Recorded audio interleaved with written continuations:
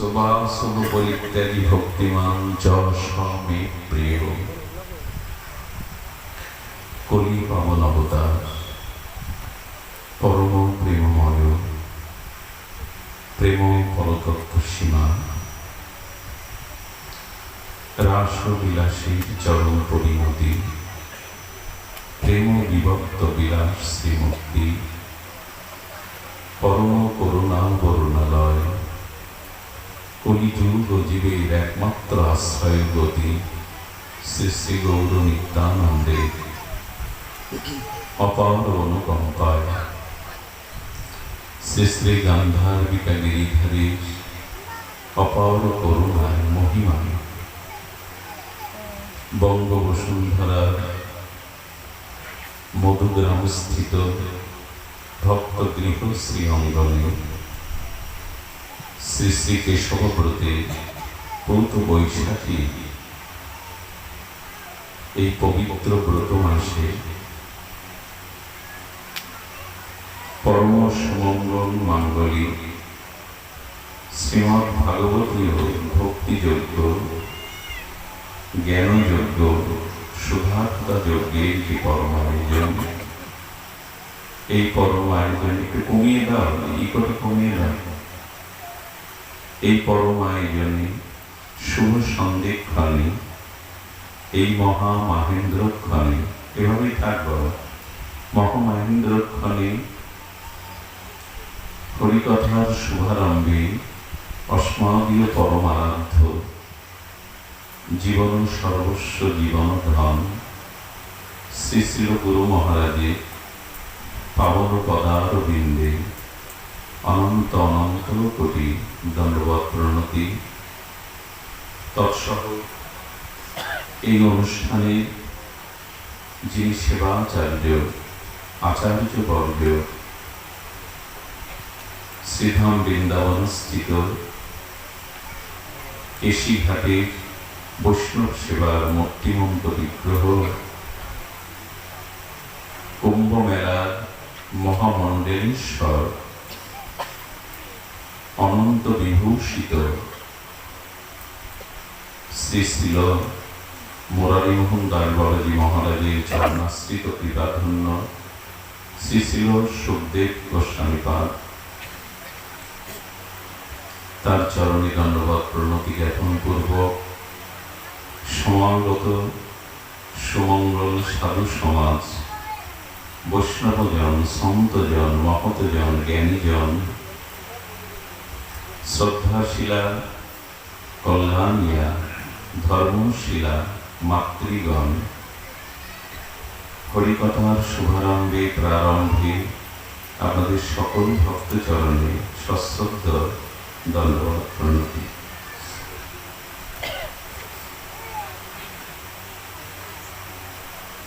দেখুন,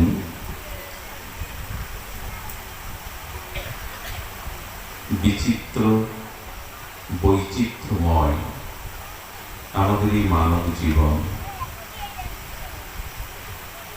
এই জীবনে পথ চলা, অর্থাৎ কবে আমার জন্ম হয়েছে, এই দেহের জন্ম না, কবে ভগবানের সৃষ্টিতে আমি প্রথম এসেছি, কি রূপে এসেছি আমরা জানি না। তাই প্রকৃত অর্থে এই বিশ্বব্রহ্মাণ্ডে কি রূপে আমার প্রথম জন্ম হয়েছিল আমি জানি না।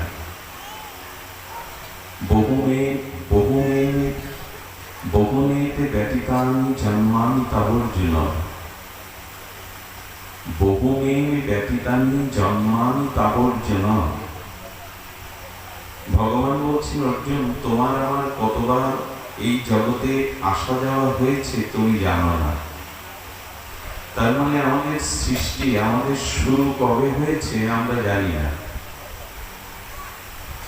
এই জন্ম বলতে পারি 20-50 বছর আগে কবে আমার এই ভূমিষ্ঠ দিবস, তার সাল তারিখ আছে, কিন্তু প্রথম সৃষ্টি জানি না। আবার আমার এই জন্ম মৃত্যু চক্র থেকে এই পথ চলা কবে বিশ্রাম হবে, শেষ হবে, তাও জানি না। পথে কবে চলা শুরু হয়েছে যেমন জানা নেই, পথ কোথায় গিয়ে বিশ্রাম পাবে, ইতি হবে, এটাও জানা নেই। ভাগবত শ্রবণে আসতে হয় এই জন্য যে সেই চলার পথে, এই বিচিত্র বৈচিত্র্য জগতের পথে কোথায় গিয়ে কোন লক্ষ্যে গিয়ে থামব, এটির যথার্থ তত্ত্ব উত্তর ভাগবতে মেলে। আমার শেষ কোথায়, আমার লক্ষ্য কোথায়, আমি পৌঁছাবো কোথায়? এই জন্য জীবনের লক্ষ্য স্থির করবার জন্য অভিন্ন গোবিন্দ কলিবার এই তীব্র অন্ধকারাচ্ছন্ন ভোগবাদী কলিযুগে আলো স্বরূপ, সূর্য স্বরূপ ভাগবতে এসেছি আমরা লক্ষ্যকে জানার জন্য। এই বিচিত্রময় জীবনে চলার পথে ভগবান বলেছেন, আমার প্রিয় হতে গেলে, আমাকে প্রাপ্ত হতে গেলে সর্বোপরি তোমার জীবনটা কল্যাণময়, মঙ্গলময়, আনন্দময়। এটি যদি তোমার ঐকান্তিক ইচ্ছা থাকে তবে এই বাণী গ্রহণ করো। সেই বাণী কি? যো ন হস্যতি ন দেষ্টি ন শোচতি ন কাঙ্ক্ষতি। ভালো করে লক্ষ্য করুন, শুভাশুভ পরিত্যাগী। ভগবান বলছেন শুভ এবং অশুভ দুটোই পরিত্যাগ করো। কখনো এই জগতের কোন প্রাপ্তিতে হর্ষিত হইও না, আবার কোন কারণে তুমি শোক করো না। এবং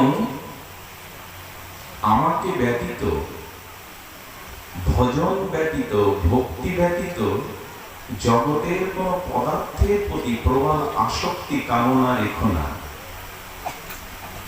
যদি কেহ সদ্গুরুর কৃপায় তার বিবেক এবং বিচারের দ্বারা, অনুভূতির দ্বারা এই বাণীগুলো জীবনে চরিত্রগত, অভ্যাসগত, ব্যবহারিকভাবে তার প্রতিফলন ঘটে, তখনই মনুষ্য জীবনের অন্ত হয়, বিশ্রাম পায়, লক্ষ্যে পৌঁছানো যায়।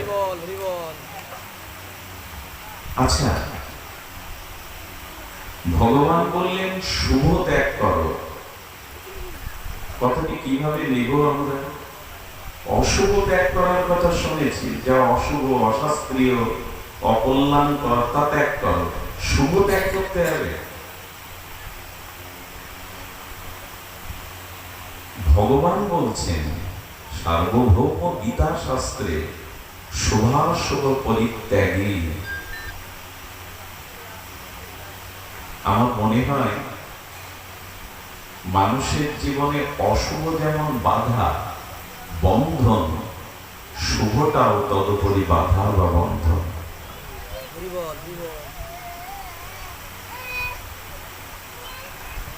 এই জন্য এই যে শুভাশুভ পরিত্যাগী, এটা কি করে আমরা গ্রহণ করব?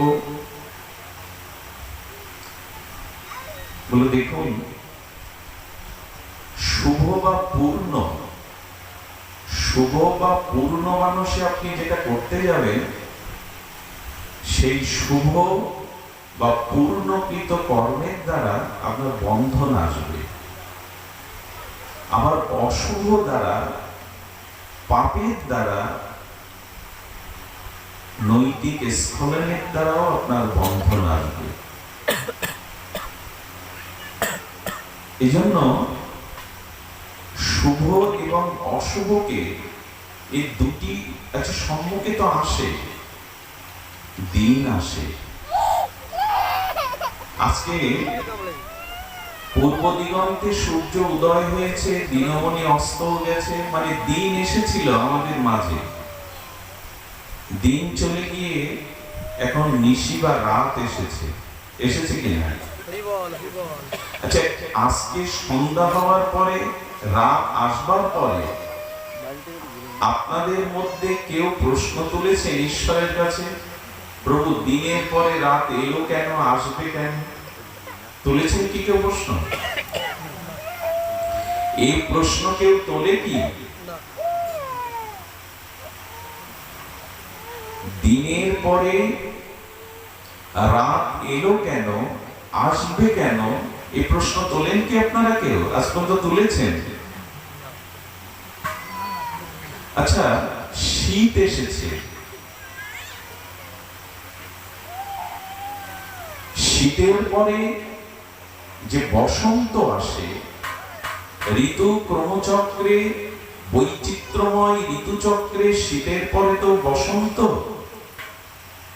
তো শীতের সেই রুক্ষতা, শুষ্কতা, জড়তা ভেদ করে যখন বসন্ত প্রকৃতিতে এলো, ফুল্ল দলে, ভ্রমর গুঞ্জনে, প্রকৃতির অপরূপ শোভাতে, কেউ কি প্রশ্ন তুলেছেন শীতের শেষে বসন্ত এলে কেন?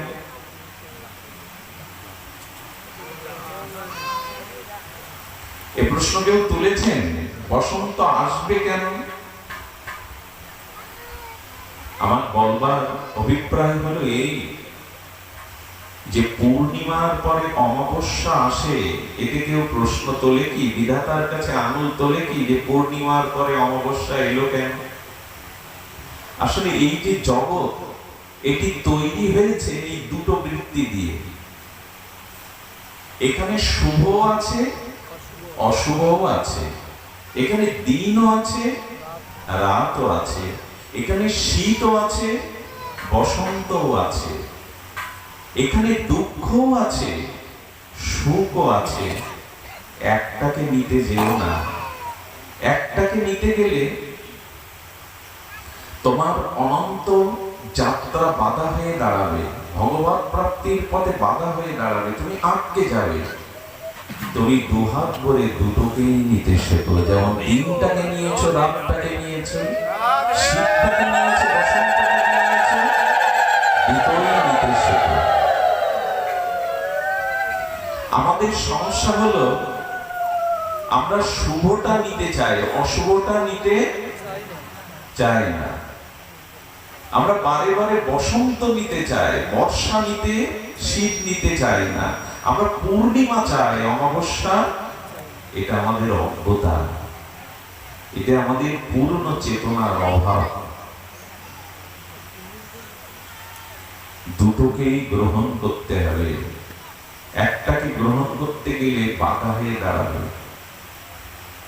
আপনাদের একটু বলি, অশুভের দ্বারা এবং শুভের দ্বারা দুটোই বাধা আছে। কেমন? শুনুন। একটি হলো আপনার জীবনে অশুভ বলে যা আছে, দুঃখ বলে যা আসে, সেটাকে কেন গ্রহণ করবেন? কারণ অশুভ কিছু এলে, দুঃখ কিছু এলে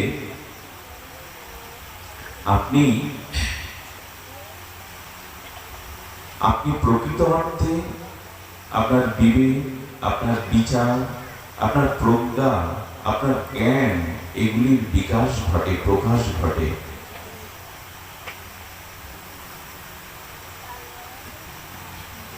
অশুভটা, অমঙ্গলটা, অকল্যাণটা নিতে শিখুন। এটি যত গ্রহণ করতে শিখবেন জীবনে, তত আপনার কল্যাণ সাধিত হবে। অশুভ, অকল্যাণ, আমাদের জীবনে যা কিছু ব্যাধি, বেদনা, এগুলি যে নিতে শেখে, সেই নেওয়ার মধ্যে দিয়ে তিনি প্রকৃত মানুষ হয়ে ওঠেন। তার আত্মকল্যাণের পথ প্রশস্ত হয়, তার প্রগতি ভক্তির পথ প্রশস্ত হয়। এজন্য শাস্ত্র বলেছেন, শুভ যখন আসে আপনার জীবনে, পূর্ণের দ্বারা সুখ বা শুভ যখন কিছু আসে, দুটো ক্ষতি হয়ে যায়। এক, শুভ যখন এলো, সুখ যখন এলো, তখন প্রাক্তন পূর্বজন্মে পূর্ণটা ক্ষয় হয়ে গেল। পূর্ণের দ্বারা শুভ আসে, সুখ আসে, সেটা ক্ষয় হয়ে গেল। এবং শুভ বা পূর্ণতা এলে, জীবনে সুখ সমৃদ্ধি এলে, মানুষের জীবনে সব থেকে যেটা বড় ক্ষতি হয়ে যায়, সেটা সেই ঈশ্বরকেই ভুলে যেতে থাকে, ভোগ বিলাসের দিকে দৃষ্টি চলে যায়। আচ্ছা, একটা পাখিকে যদি বলা হয় তোমাকে এতদিন লোহার পিঞ্জরে, লোহার খাঁচায় রেখেছিলাম, এই দেখো তোমার জন্য সোনার খাঁচা করেছি, আজ থেকে তোমাকে এই স্বর্ণালী স্বর্ণ খাঁচায় রেখে দেব, তোমার আনন্দ হচ্ছে না? পাখিটার উত্তর কি দেবে? না, তুমি আমাকে লোহার পিঞ্জর থেকে সোনার খাঁচায় রাখছো, অর্থ তো একই, আমি তো সেই বন্দী হয়ে গেলাম। সোনার শিকল হোক বা লোহার শিকল হোক, সোনার পিঞ্জর হোক লোহার পিঞ্জর হোক, আমার তো বন্দী দশা ঘটল না। সুখ যখন আসে, শুভ যখন কিছু আসে, তখন মানুষের এই জাগতিক ভোগ প্রবাহ বেড়ে যায়, ঈশ্বরকে ভুলে যেতে থাকে। এটা তার জন্য ক্ষতি। আর অশুভ যখন কিছু আসে, মঙ্গল নিয়ে আসে, পাপ ক্ষয় হতে থাকে। যত অশুভ, অমঙ্গল, দুঃখ, ঝড়াঝাড়ি আসে, তত প্রাক্তন পাপ ক্ষয় হতে থাকে। এবং দুঃখের দিনে, অশুভের দিনে মানুষের বেশি করে ঈশ্বরের কথা মনে পড়ে, ভগবানের কথা মনে পড়ে। এই দুটোকে নাও একবার, উলুধ্বনি একবার বারবার দেওয়ার প্রয়োজন নেই, এই দুটোকেও নাও। এই মন্ত্র যতদিন আমরা গ্রহণ না করছি, ততদিন ভগবানের প্রিয় হতে পারবো না, ভক্ত হতে পারবো না। সর্বোপরি ভক্ত হওয়া দূরের কেন, আপনি জীবনে শান্তি পাবেন না। দুটোই নিতে হবে, দুটোকেই গ্রহণ করতে হবে। এই জন্য রামচন্দ্র ভগবান তার রাজ্য অভিষেকের দিনে, তার রাজ মুকুট, রাজ সিংহাসন আসি হওয়ার দিনে তার 14 বছরের বনবাস হচ্ছে। কোথাও শুনেছেন যেতে গিয়ে রাম খুব কেঁদেছেন, শোক করেছেন, হাওয়া করেছেন? বোঝা যায় আমার কথা? রঘুপতি রামচন্দ্রের যেদিন রাজ্য অভিষেক হবে, অযোধ্যার চক্রবর্তী সম্রাট হয়ে তার রাজ্য অভিষেক হবে, সেদিন বনবাসে যাওয়ার জন্য রাম কেঁদেছিল, শোক করেছিল, হাহুতাশ করেছিল। হাসি মুখে ধর্ম এবং সত্য পালনের জন্য তিনি হাসি মুখে এই বনবাসের পথ ধরেছিলেন। আমাকে দেখে শেখো, ভগবান বলছেন আমাকে দেখে জীবনটা, চরিত্রটা গঠন করো। আমার পায়ে, আচ্ছা ভগবানের চরণে ফুল দেই কেন আমরা? একটা দেহের মধ্যে উত্তম স্থান কোনটা? দেহের মধ্যে, পুরো অবয়ব দেহের মধ্যে উত্তম স্থান কোনটা? মস্তক। তো আমাদের শরীরে 9টা দাঁত, তার মধ্যে 7টা দাঁতই মস্তকে, 2টো চক্ষু, 2টো কর্ণ, নাসিকা ছিদ্র, মুখগহ্বর, স্মৃতিশক্তি, ব্রেন, সব মাথায়। তো দেবতার চরণে ফুল দেই কেন? ফুলগুলো মস্তকে দেওয়া যায়। প্রণামটা উত্তম স্থান মাথায় করতে পারতাম, ভগবানের চরণে প্রণাম করবো কেন বারবার? তোমার উত্তম স্থান তো মস্তক। ফুলটা, প্রণামটা মাথাতে দাও, মস্তক উত্তম অঙ্গকে দাও, চরণে কেন দেবে? ভগবান বলেন এই জন্য চরণ পূজাটা চলন পূজায় রূপান্তরিত করো। আমি যেভাবে চলতে বলেছি, আমি নিজের জীবনে, আমি যেভাবে আমার নিজের জীবনে পথ চলেছি, আমার এই চলনাটা তুমি গ্রহণ করো। চরণ পূজা মানে চলন পূজা।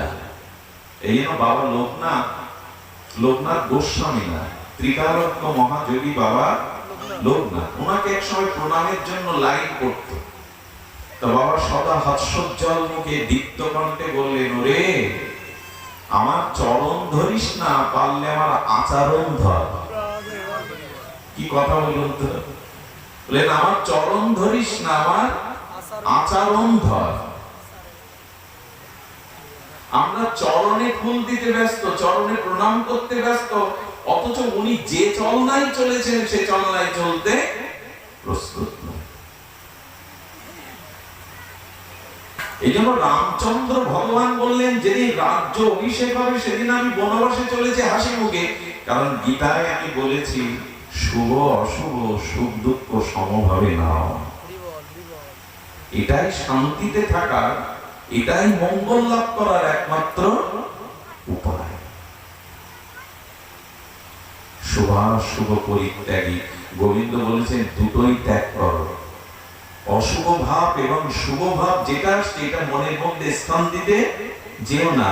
সোনার শিকলে বা লোহার শিকলে দুটোই আটকাতে যেও না, দুটোই বাধা, দুটোই ত্যাগ করো। শুভাশুভ পরিত্যাগী শব্দটা হৃদয়ে লিখে নিন না, ঘুমাবেন না। সারাদিন পরিশ্রম করেছেন, ঘর কন্যার কাজ, গৃহ কাজ করেছেন, এখানে নিদ্রা যাবেন না, কতগুলো হৃদয়ে নিন। শুভাশুভ পরিত্যাগী ন হর্ষতি ন দেষ্টি। কি বলেছেন না, তুমি কারো প্রতি অনুরাগ বা কারো প্রতি দেশ দুটোই করতে যেও না। এগুলো খুব মার্মিক কথা। গীতার বাণী তো ভাগবতে যাওয়ার আগে গীতার দুয়ার দিয়ে তবে ভাগবতের দুয়ারে প্রবেশ করতে হবে। কেউ প্রথম দুয়ার বাদ দিয়ে দ্বিতীয় দুয়ারে প্রবেশ করতে, মন্দিরের দুটি দুয়ার, যে মন্দিরে গর্ভগৃহে ভগবানের বিগ্রহ শোভিত হচ্ছে, পূজিত হচ্ছে, সেটা একটা মন্দিরের দুয়ার। আর মন্দিরের দুয়ারে প্রবেশ করতে গেলে, গৃহ মন্দিরে প্রবেশ করতে গেলে একটা সিংহ দুয়ার আছে, পাঁচিলের দুয়ার আছে। এই পাঁচিলের সিংহ দুয়ারটা ভেদ করেই তো যেখানে বিগ্রহ আছে গর্ভ মন্দিরের দুয়ার ভেদ করতে হবে। গীতাকে এড়িয়ে গিয়ে, গীতার বাণীকে পাশ করে কেউ ভগবতের রাজ্যে প্রবেশ করতে পারে না। গীতার মহাবাণী পৌঁছে দেবে ভগবতের রাজ্যে, গীতাকে উপেক্ষা করে নয়। গীতার প্রত্যেকটি বাণী, গীতার প্রত্যেকটি চরিত্র ভাগবতে সাকার হয়েছে। আমরা ভাগবতে যাব, ভাগবত পাঠিয়ে তো আসো, কিন্তু গীতাকে সঙ্গে নিয়ে, গীতার আলোকবর্তিকা হাতে নিয়ে ভাগবতের প্রেম রাজ্যে পৌঁছাতে হবে। তো সেখানে কি বলছেন না, দেশ করো না, কারো প্রতি দেশ অর্থাৎ হিংসা বা কারো প্রতি অনুরাগ রেখো না। কথাটি খুব মার্মিক কথা, যদি হৃদয় দিয়ে শোনে। কারো প্রতি দেশ অর্থাৎ কারো প্রতি বিদ্বেষ বা হিংসা, আর কারো প্রতি অনুরাগ বা অতিরিক্ত প্রীতি, এই দুটোই ত্যাগ করো, দুটোই ফাঁসাবে তোমার। কি মজার কথা দেখুন, যিনি আজ আপনার সঙ্গে শত্রুতা করছেন, তিনি আপনাকে এখন কষ্ট দিচ্ছেন, এখন যন্ত্রণা দিচ্ছেন, কিন্তু এর ফলটা পরে হবে মঙ্গল। কি বললাম কথাটি? যিনি আপনার প্রতি এখন বিদ্বেষ করছেন, হিংসা করছেন, দুর্ব্যবহার করছেন, আপাত বর্তমানে তিনি কষ্ট দিচ্ছেন, কিন্তু ভবিষ্যতে এই কষ্টটা আপনার জন্য মঙ্গল বা কল্যাণ বয়ে আনবে। আর এই ওকে থামান, বাচ্চাদের ভাগবতে খুব প্রেম আনান, লক্ষ্য করুন। আর যিনি আপনাকে এখন খুব প্রীতি, খুব ভালোবাসা, খুব অনুরাগ, এখন মাখামাখি করছে, তিনি আপাত আপনাকে সুখ দিচ্ছেন, আনন্দ দিচ্ছেন, কিন্তু পরিণামে তিনি আপনাকে দুঃখ দেবেন। দুটোই তো এক হলো, দুটোই এক হলো কিনা বাবা? আপাত যে আমার প্রতি দেশ করছে, হিংসা করছে, শত্রুতা করছে, আপাত কষ্ট দিচ্ছে, কিন্তু এই কষ্ট পরিণামে আমার জীবন কি করবে জানেন? ওই যে আমার নিন্দা করছে, অপমান করছে, কষ্ট দিচ্ছে, হিংসা করছে, আমার ভেতরের দোষগুলিকে, আমার ভেতরের ভুলগুলিকে সংশোধন করার চেষ্টা করছে। চরিত্র, আপনার কোনো দোষ নেই, তবু আপনার প্রতি দোষ দিয়ে কষ্ট দিচ্ছে, হিংসা করছে, জানবেন আপনাকে সতর্ক করছে দোষ নাই, কিন্তু ভেতরে যে দোষ লুকিয়ে আছে, এই সমালোচনার দ্বারা, এই হিংসার দ্বারা সেই দোষের সাবধানতা আসে। আমাকে কেউ বলছেন বিল্লমঙ্গলের ব্যবহার ভালো না, মাকে ভাত দেয় না, পরিবারের সবাইকে দেখে না, এর দোষ হয়তো আপাতত আমার মধ্যে নেই, কিন্তু কেউ বললো, হিংসা করলো, আমার কি কল্যাণ করলো জানেন? ভবিষ্যতে যেন মায়ের প্রতি দুর্ব্যবহার, পরিবারের প্রতি দুর্ব্যবহার না করি, তার আগাম সতর্কবার্তা দিয়ে দিল, দোষ সংশোধন করে দিল। পরেও সে আমাকে সংশোধন করতে চাইছে। যে আমাকে খুব গাঢ় ভালোবাসে না, তুমি আমার আমি তোমার, তোমাকে ছাড়া জীবন অন্ধকার, আপাতত ভালো লাগছে, কিন্তু সব থেকে বড় ব্যথাটা, যন্ত্রণাটা আপনি তার কাছ থেকে আগে নিতে পারবেন। এগুলো খুব জীবনের কথা, এগুলো আমাদের জীবনের পৃষ্ঠার কথা। এক এক পৃষ্ঠা উল্টালে এগুলি আসবে আপনার জীবনে। এজন্য বাচ্চা কানলে কিন্তু ভাগবত মাথায় উঠবে, ওদের কান্না, ওদের আনন্দ সবকিছুই ওই দিকে নিয়ে যায়। শুধু ভক্তগণ শ্রবণ করুন। তাহলে আচ্ছা, একজনের গায়ে না অনেক দিনের ময়লা জমে গেছে। কি জমে গেছে? ময়লা। ওই যে আবির খেলে না, আবির খেলে বা শীতের জড়তায় লোমকূপের মধ্যে ময়লাগুলো জমে থাকে।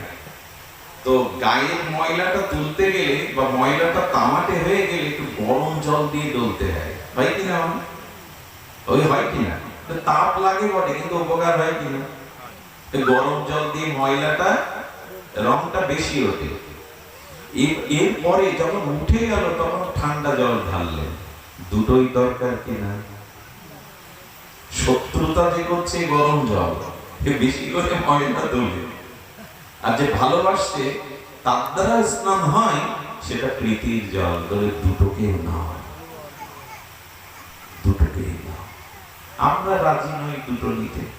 এই জন্য তো হাউমাউ করে জীবন কাটালাম, না পেলাম শান্তি, না স্থির হতে পারলাম, না আনন্দকে খুঁজে পেলাম। এই কখনো বিকালে হাসে তো সকালে কাঁদে, কি একটা জীবন?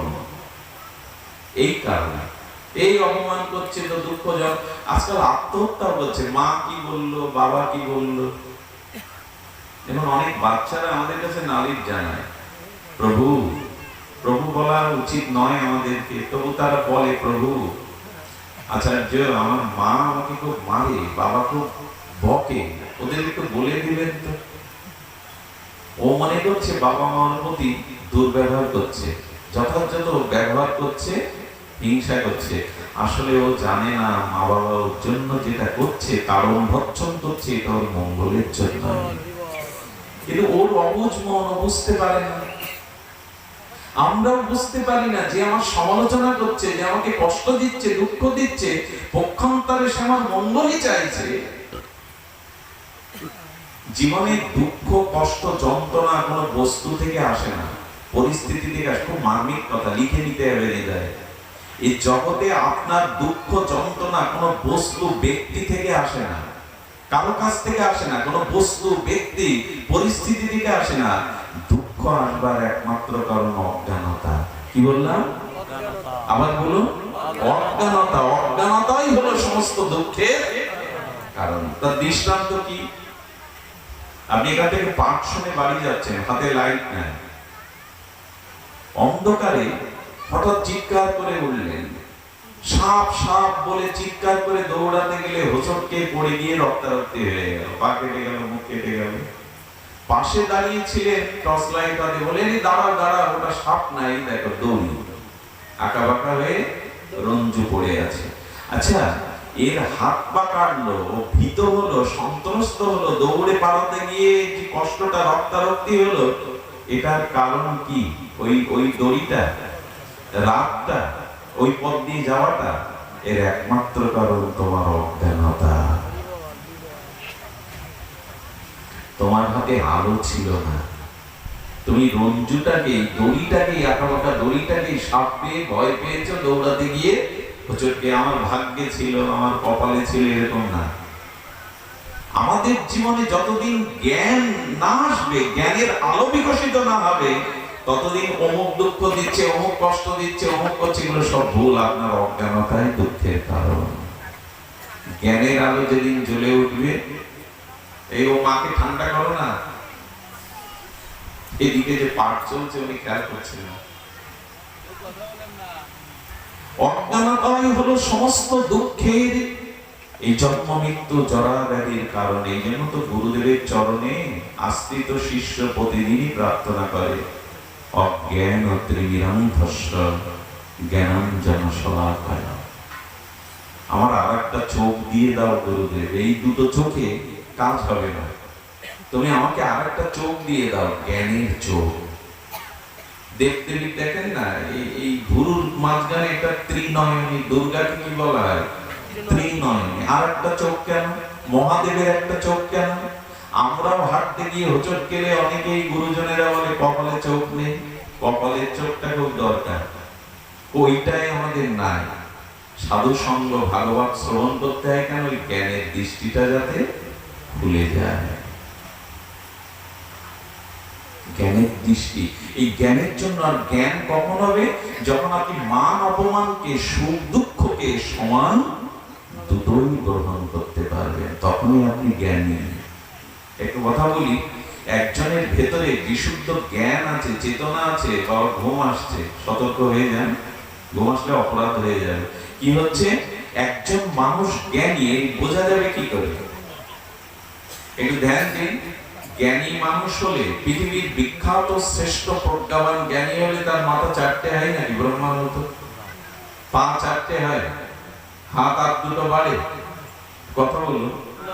আর যিনি অজ্ঞানী তারও কি কমে যায় একটা পা? এই একই তো। জ্ঞানী আর অজ্ঞানী পার্থক্য কোনটা? জ্ঞানী আর অজ্ঞানী পার্থক্য হলো যে নিন্দা করছে এবং প্রশংসা করছে।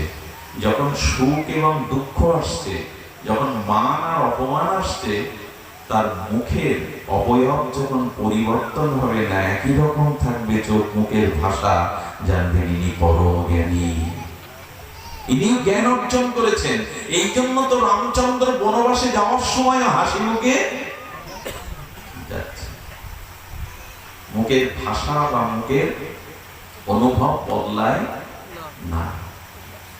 মানুষ কতটুকু জ্ঞানী তার মুখের দিকে, তার চোখের দিকে পরিস্থিতির সময় তাকালে বোঝা যায়। নীরব, শান্ত, সমাহিত। চোখ মুখ দেখেই জ্ঞানীরা বুঝে নেয়। সাধুর সামনে গেলে বলতে হয় না, বাবা বাংলাদেশ থেকে এসেছি, অমুক বাবার শিষ্য, এত লক্ষ নাম করি, এসব বলবেন না, বকবক করবেন না সাধুর সামনে। ওনার ভিতরে আরেকটা ক্যামেরা আছে। ক্যামেরা কয় প্রকার? এই কি হচ্ছে? ক্যামেরা কয় প্রকার? দুই প্রকার। মন দিয়ে শুনুন। এখন তো ক্যামেরার ব্যবহার চলে গেছে, এখন তো মোবাইলেই ক্যামেরা, খুব উন্নত ক্যামেরা, সঙ্গে সঙ্গে ছবি, সঙ্গে সঙ্গে লাইভ।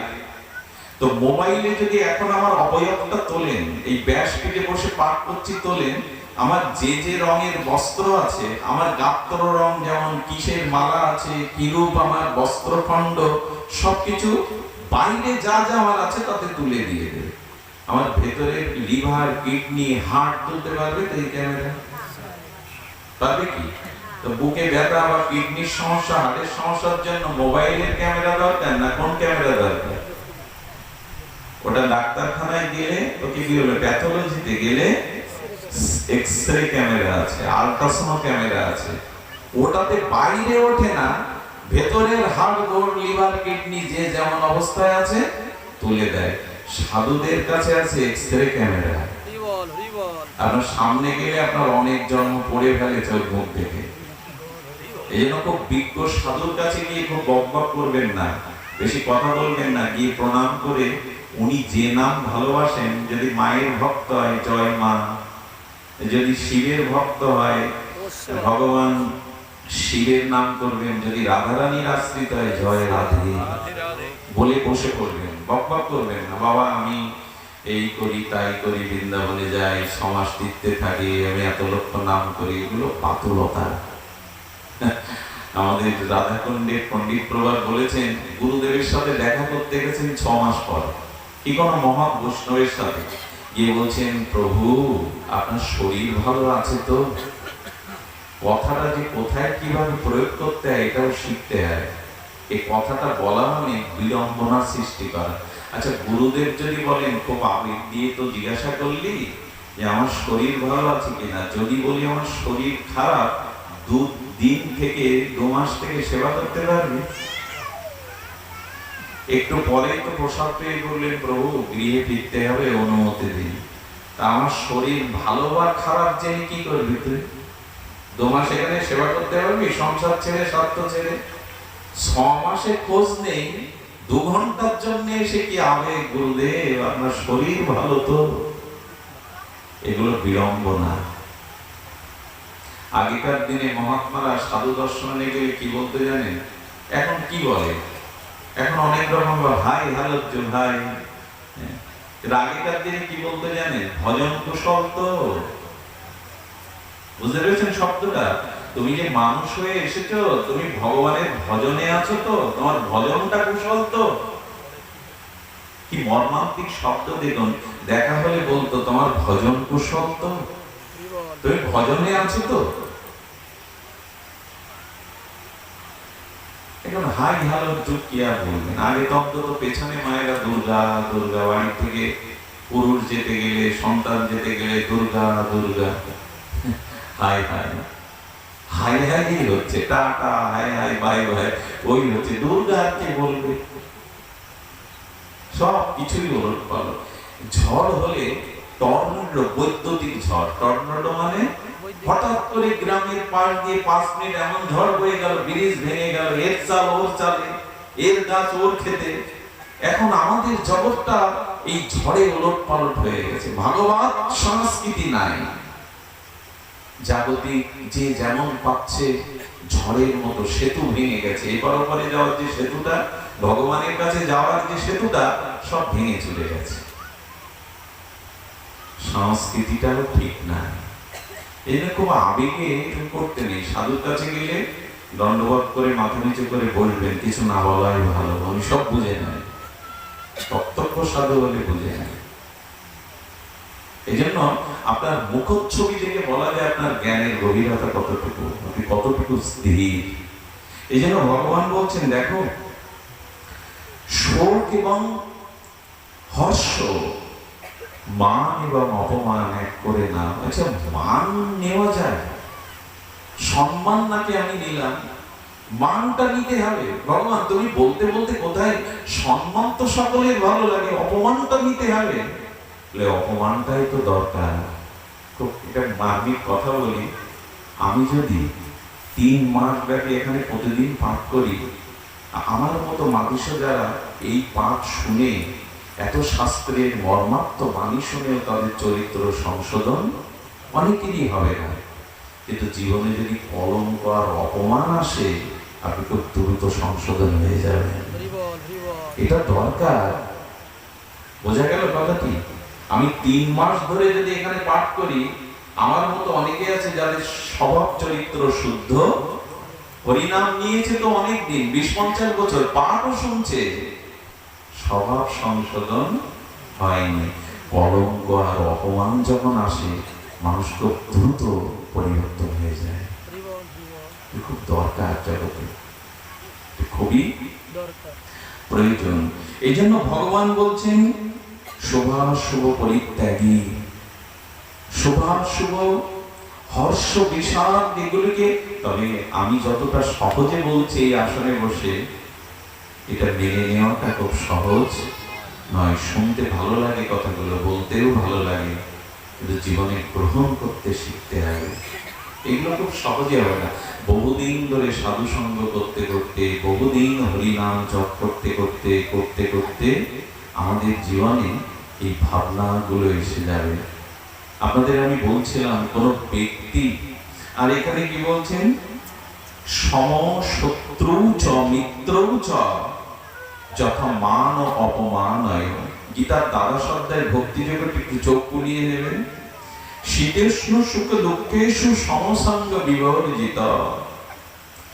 এই যে মান অপমান, সুখ দুঃখ, শীত এবং গ্রীষ্ম, এই দুটিকেই সঙ্গ বিবর্জিত, অর্থাৎ এতে আসক্তি শূন্য হও, এতে বিশেষ রূপে বর্জন করো। আমরা দেখেছি, ভাগ্য হয়েছে শ্রীধাম বৃন্দাবনে 84 ক্রোশে রাধাকুণ্ডে 45 ডিগ্রি, 50 ডিগ্রি, 48 ডিগ্রি তাপ প্রবাহ, কি ভীষণ গরম, লু হাওয়া বইছে। ঘরের দরজা জানলা দিয়ে ফুল হাতা জামা গায়ে দিয়ে বসে থাকতে হবে, কারণ ওই লু হাওয়া ভেতরে ঢুকলে জ্বর এসে অনেকেই মারা যায়। তো এমন দিনে চট গায়ে দিয়ে কয়েকটা পাথর টাথর আছে, তার মধ্যে বসে বসে জপ করছে, চট গায়ে দিয়ে ওই ভীষণ গরমে। এরা বেঁচে আছে কি করে? বেঁচে আছে কিরকম জানেন? এরা বাহ্যিক দেহের আবেশটাকে ভুলে আত্মাতে আছে। এরা বাহ্যিক আবেশ ভুলে গেছে, দেহটা ছেড়ে দিয়েছে। দেহের শীতোষ্ণ, দেহের সুখ দুঃখের চিন্তা এদের নেই। এরা ভেতরে চলে গেছে, আরো ভেতরে আত্মাতে চলে গেছে। বাইরের তাপ, বাইরের, হ্যাঁ দেখবেন খুব গরমের দিনে জ্বর আসলে কি হয়, 4-5খানা কাঁথা কম্বল তো দিতে হয়। কেন দেয়? ও তো গরমের মধ্যেই আছে, ও তো আমাদের পরিবারের একজন। বললো ওর দেহের ভাব বদলে গেছে, এখন প্রচন্ড গরমে ওর শীত লাগছে। তো সাধুরা দেহাবেশকে ভুলে যায়। আমরা আটকে পড়েছি কেন জানেন? পুনঃ পুনঃ জন্ম মৃত্যু চক্রে আটকে পড়েছি কেন জানেন? পড়েছে আমাদের দেহাবেশ যায়নি, দেহাত্মবোধ। যতদিন দেহাবেশ আছে ততদিন মুক্তি নেই। যতদিন দেহের সুখ দুঃখ, দেহের ভোগ বিলাস, দেহকে নিয়ে মেতে আছি, ততদিন আত্মানুসন্ধান হবে না, আত্মজ্ঞান হবে না। এই দেহের দিকে তাকাতে গিয়ে, এই দেহকে সাজাতে গিয়েই তো ভেসে গেছি। কিছু মনে না নিলে একটা কথা বলি। আমি বলি কি, বাইরের দেখা ছেড়ে দিই, ভেতরটা দেখো। খুব মূল্যবান একটি তত্ত্ব কথা। যতদিন বাইরে দেখতে শুরু করবেন ততদিন জন্ম মৃত্যু ফুরাবে না, যতদিন আসা যাওয়া ফুরাবে না। কারণ আসক্তিটা, মোহটা বাইরের থেকেই, বাইরের দৃষ্টি দিয়ে আসে। আমি বলি কি, এখানে একটা সুন্দরী কুমারীকে আনেন, যুবতী কুমারীকে, সে হয়তো এই তল্লাটের সেরা যুবতী, সেরা সুন্দরী, ওর বাইরেটা দেখুন। আমি বলি কি, বাইরেটা দেখে এক কাজ করুন, ওর বাইরে যে চামড়াটা আছে ওইটা ভেতরে দিয়ে, ভেতরে যা আছে ওটা বাইরে এনে লেপটে দিয়ে। বোঝাতে পারছি না? চামড়াটা ভেতরে দিন, আর চামড়ার ভেতরে যেটা আছে, হাড়, রক্ত, মাংস, নাড়ি, ভুঁড়ি, মলমূত্র এখন সবার শরীরে আছে। মূত্রথলিতে, মলের থলিতে মলমূত্র আছে, ওইগুলো চামড়াটা ভেতরে দিয়ে ভেতরে একটা বাইরে লেপে দিন। ওর নিজের প্রতি নিজে ঘৃণা করবে, অন্যের দরকার নেই, ওর নিজেরই ঘৃণা হবে নিজের দিকে তাকাতে। বাইরে দেখা ছেড়ে দাও, ভেতরটাকে বাইরে দেখো, বাইরেটাকে ভেতরে নিয়ে যাও। এটা সাধকরা পারে, এই জন্য জগতের আকর্ষণ তাদের টানে না, তাদের দেহাত্মবোধ থাকে না। কিছু মনে করবেন না, দেহতে যাদের আমি বুদ্ধি, এই দেহকেই যারা সুখ দুঃখ ভোগ সুখে সাজান গোজন করেই কাটায়, শাস্ত্র বলেছেন, কথাটা বলতে কষ্ট হয়, বলে তারা এখনো পশু স্তরে, মনুষ্য স্তরে ওঠেনি। ধর্মহীনাভি পশুবি সমানা, যার মধ্যে ধর্মজ্ঞান নেই, আত্মজ্ঞান নেই, যাদের আত্মস্মৃতি নেই, ভগবত স্মৃতি নেই। পশুরা খায়, আমিও খাই, পশুরা ঘুমায়, আমিও ঘুমাই, পশুরাও বংশ বিস্তার করে, ছেলে মেয়ে হয়, আমারও হয়, পশুরও মৃত্যু আছে, জরাব্যাধি আছে, আমারও আছে। পার্থক্যটা কি? পার্থক্য একটাই, পশুর বিবেক, পশুর আত্মজ্ঞান, চেতনা নেই। মানুষের আছে বলে সে মানুষ, মানুষের বিবেক আছে, মানুষের বিচার ক্ষমতা আছে, মানুষের শাস্ত্র জ্ঞান আছে বলে সে মানুষ। নালে পশুর সাথে মানুষের স্বভাবে বেশি পার্থক্য নেই। জ্ঞান আছে বলেই সে মানুষ। কিরকম জ্ঞান আছে জানেন? মানুষকে শ্রেষ্ঠ করা হয়েছে কেন জানেন? মানুষ ব্যতীত পৃথিবীর কোন জীবজন্তুর হাত নেই। দেখাতে পারবেন?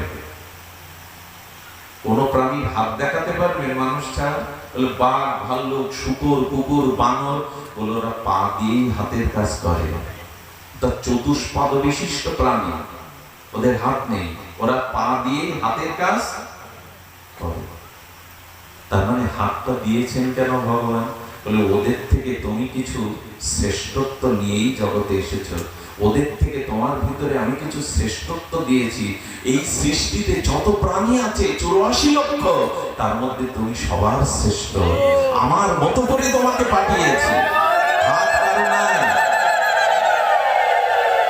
হাত কেন এই মুহূর্তে প্রমাণ করে দিলেন? ভগবানের কাছে হরিধ্বনিতে তুলতে পারে, পশুরা পারে। এই হাত দিয়ে ফুল তুলসী গোবিন্দ চরণে পশু পাখিরা দিতে পারেন, এটা আপনি দিতে পারেন।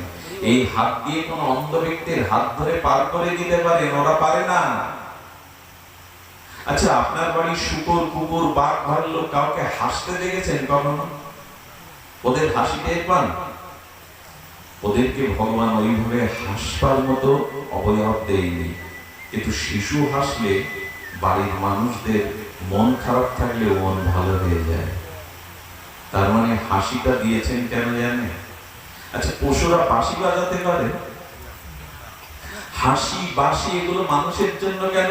তুমি আমার খুব প্রিয়, তুমি এই জগতের শ্রেষ্ঠ, সবার উপরে, এই জন্য তোমাকে এই দেওয়া। আচ্ছা, একটা কথা বলুন তো, শব্দ, স্পর্শ, রং, রূপ, আনন্দ সব মানুষের জন্য, সব মানুষের জন্য, কারণ তুমি শ্রেষ্ঠ। তোমার অধিকারটা অন্যরকম। পৃথিবীতে মানুষ ব্যতীত কোন জীবজন্তু রান্নাঘর আছে বাড়িতে? কথা বলবেন? তেল, হলুদ, অন্ন, ডাল ডাল পাকায় ওরা। কারণ কি? কারণ মানুষ যেমন হাসতে জানে, মানুষ যেমন বিবেক বিচারের দ্বারা আনন্দকে গ্রহণ করতে পারে, তেমনি মানুষের জিহ্বায় ভগবানের প্রসাদাদি আস্বাদন করতে পারে। আস্বাদনের ক্ষমতা অন্যদের ভগবান রান্নাঘর দেয়নি।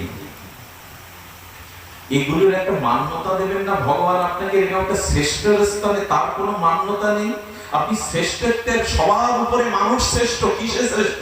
আপনার টাকা আছে বলে, রূপ যৌবন আছে বলে, আপনি এই তল্লাটের মাতব্বর বলে আপনার শ্রেষ্ঠত্ব কিসে?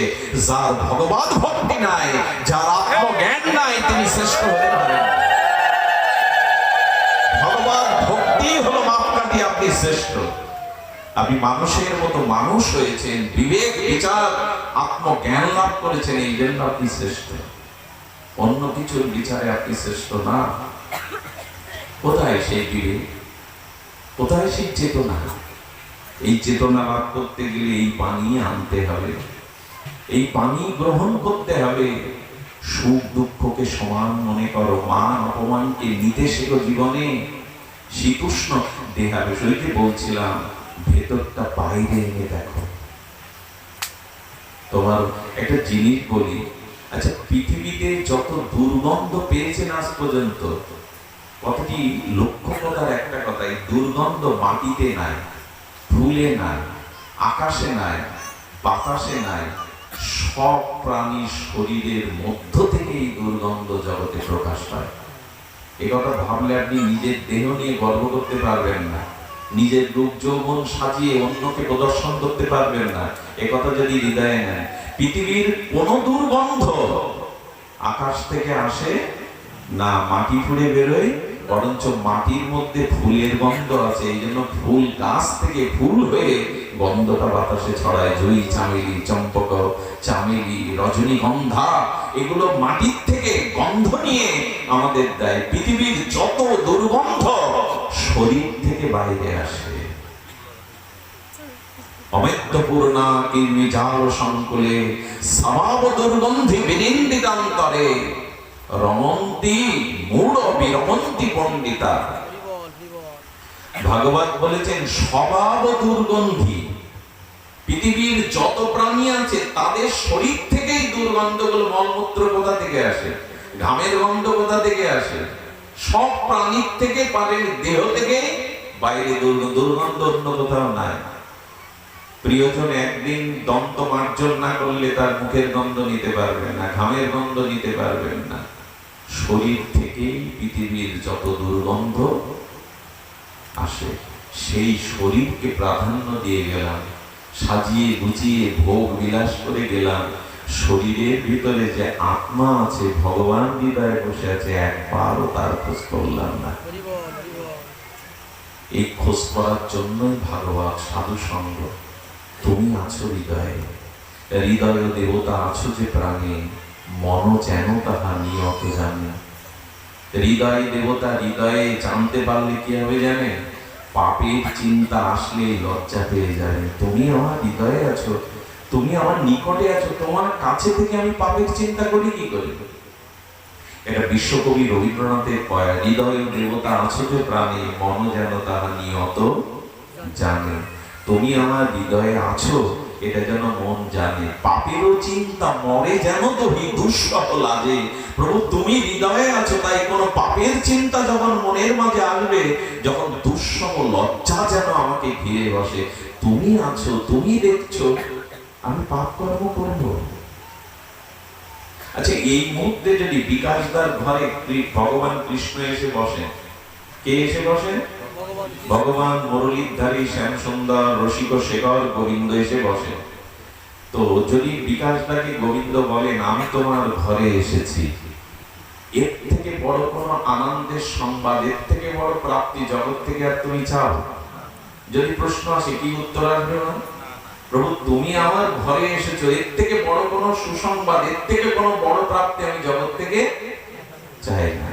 আচ্ছা, যদি ভগবান বলে আমি তোমার ঘরে এসেছি, তো এই মুহূর্তে পৃথিবীর সংসারের যত দুঃখ তোমার, সেই দুঃখ কি আমি ঘরে থাকাকালীন, আমি তোমার কাছে থাকাকালীন সেই দুঃখকে দুঃখ মনে হবে তোমার? যদি তাই হতো, তাহলে শ্রীবাস ঠাকুর মরা ছেলে ঢেকে এসে মহাপ্রভুর সাথে কীর্তন করতেন না। একমাত্র পুত্র মারা যাচ্ছে, শ্বাস উঠেছে, মালিনী দেবী, শ্রীবাস ঠাকুরের, শ্রীবাস পণ্ডিতের মালিনী দেবী, তুমি না পিতা, তুমি না ওর জন্মদাতা, ছেলেটার মুখে ওষুধ দেবে না? ওর শ্বাস উঠেছে, ওর প্রাণ বায়ু চলে যাওয়ার জন্য ছটফট করছে, তুমি তুমি কীর্তন করছো মহাপ্রভু ভক্তদের নিয়ে, ওর মুখে ওষুধ দেবে না? বলে জানো, এই পৃথিবীর সর্বশ্রেষ্ঠ মহৌষধি আমার আঙিনায় আজ হরিনাম আর ভক্তের চরণ ধুলি মহৌষধ। এর থেকে বড় ঔষধ আমার জানা নাই, এর থেকে বড় ঔষধ আমার জানা নাই।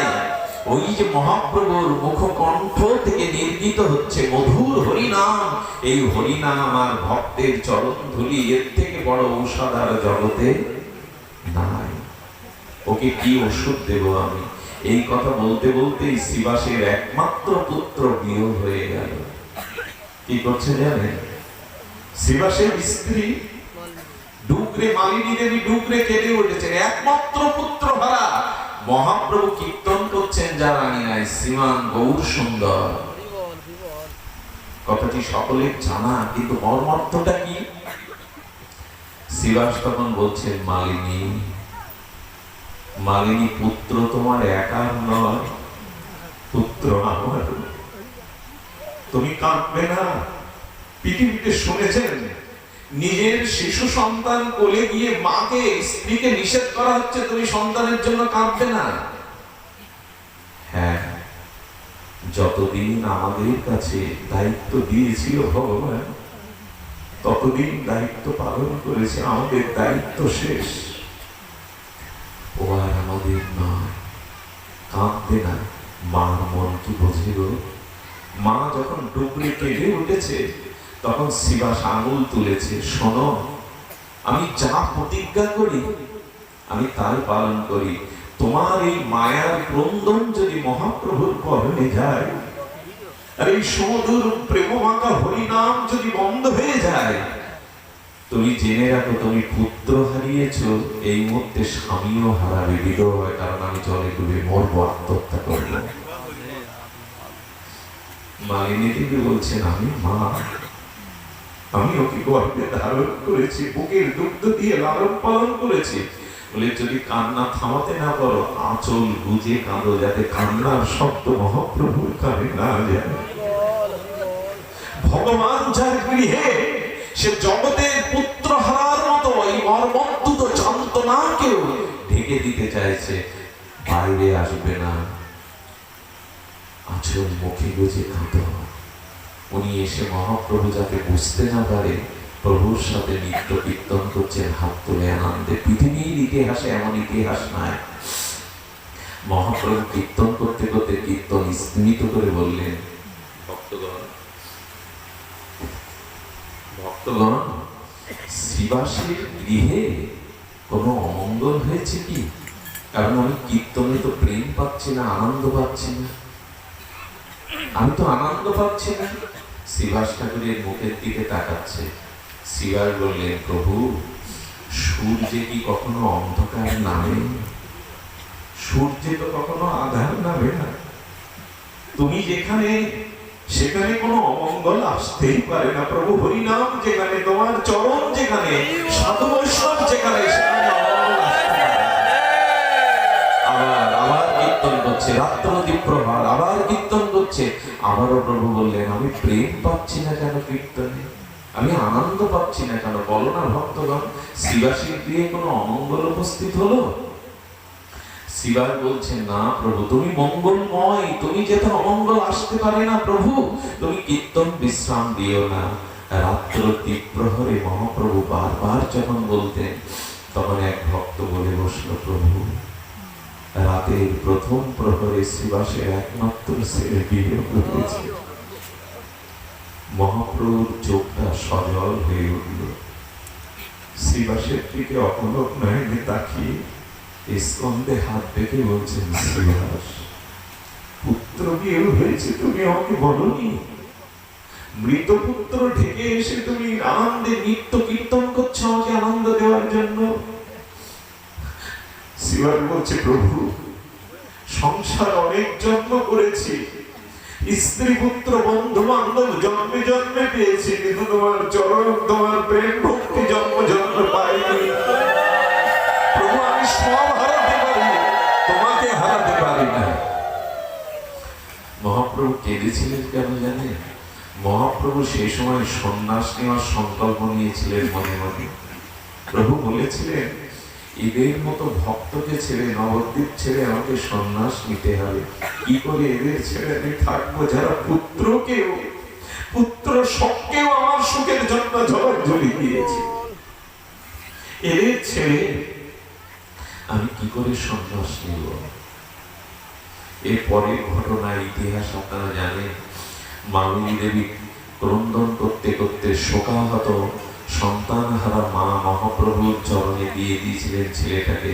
মহাপ্রভু ওর মধ্যে আবার আত্মা সংযোজন করেছিলেন। মা, মালিনী দেবী, ফিরিয়ে নিতে চাও? তোমার সন্তানকে ফিরিয়ে চাও? এই দেখো, আমি ওর আত্মাকে ওর মধ্যে আবার যুক্ত করছি। মহাপ্রভু আহ্বান করেছিলেন। মহাপ্রভু জিজ্ঞাসা করছে, সেই চিরনিদ্রায় শায়িত জগস্থ আত্মা যখন তার দেহে পুনঃ সংযোগ করলেন, মহাপ্রভু প্রশ্ন করছে, কে তুমি? চোখ বন্ধ করে উত্তর আসছে, প্রভু, আমি তোমার দাস, আর কারো নই। মালিনী দেবী কানে শুনছে। কিছুক্ষণ আগে মরে যাওয়া আমার পেটের ছেলে বলছে, প্রভু, আমি তোমার চরণের দাস, আর কারো নই।